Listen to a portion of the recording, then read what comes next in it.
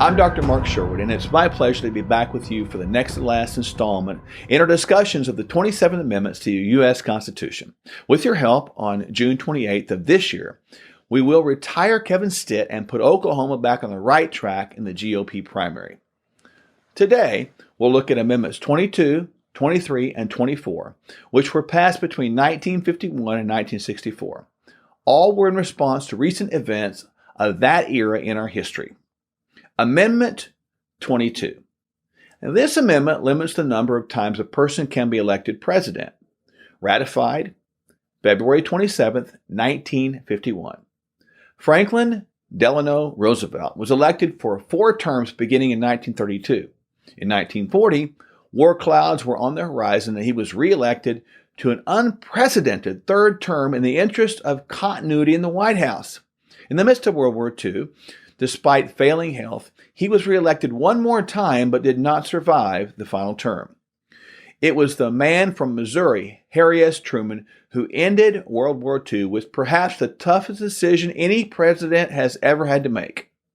In retrospect, it is obvious that FDR was not in control during his final days in the Oval Office.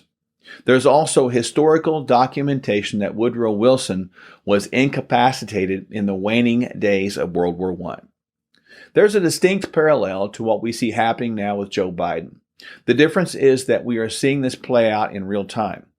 We'll talk about that more when we get to the 25th Amendment. The 22nd Amendment, though, limits any president's terms now to 2.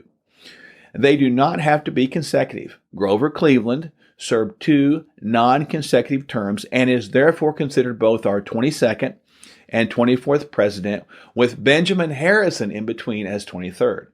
Though Joe Biden is our putative 46th president, in reality, there's only been 45 incumbents. Donald Trump has just announced that he is definitely running for the 2024 election. If he wins, he'll join Cleveland as the only president in U.S. history to serve 2 non-consecutive terms. Both this 22nd Amendment and the 25th were ratified to ensure that we do not have incompetent incumbents in the Oval Office. It also guarantees that no one can claim the title of President for life, to the utter chagrin of Barack Obama, who would love nothing better. And once again, let us reiterate that the U.S. Constitution, including the 27 amendments, are designed to protect we the people from the government. Our founders understood human nature, so they absolutely implemented a system to rein it in and preclude abuses. Amendment 23. This grants the District of Columbia electors in the Electoral College. Ratified March 29, 1961. Voters living in the United States territories are disenfranchised because even though they are U.S. citizens, they cannot vote for President of the United States unless they live in a location that has electoral votes. This is still very much the case in the American territories of Puerto Rico and the U.S. Virgin Islands and Caribbean, along with Guam, Commonwealth of Northern Mariana Islands, and the American Samoa in the Pacific. The 23rd Amendment did not change that. For political reasons, electoral votes were granted to the United States citizens in Washington, D.C., but not to those living in our territories. Many volunteers serve in the U.S. military but cannot vote for their own commander-in-chief. Now, recently, Democrats have proposed that Washington, D.C. be granted statehood.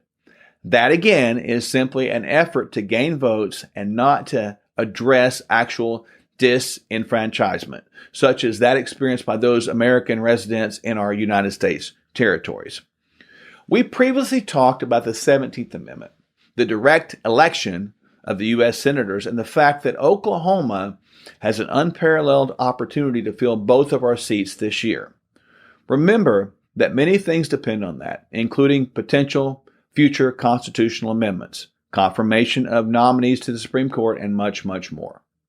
While the voters of Washington, D.C. do deserve a vote for president, the balance of power in the U.S. Senate is the actual ulterior motive of those proposing D.C. statehood.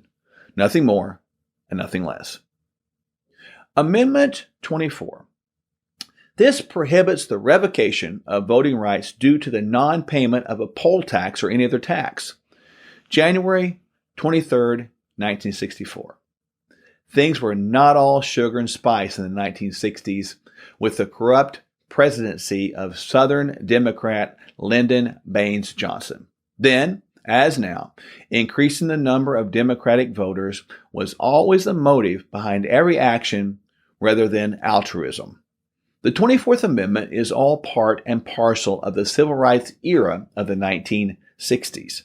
There were Democrat-controlled states in the Deep South that assessed poll taxes on black voters. Since many were poor, it kept them from being able to vote. So this amendment quite properly prohibited that practice. Now next time, we'll wrap up this discussion of the 27 amendments with our final three, which are closest to our own era.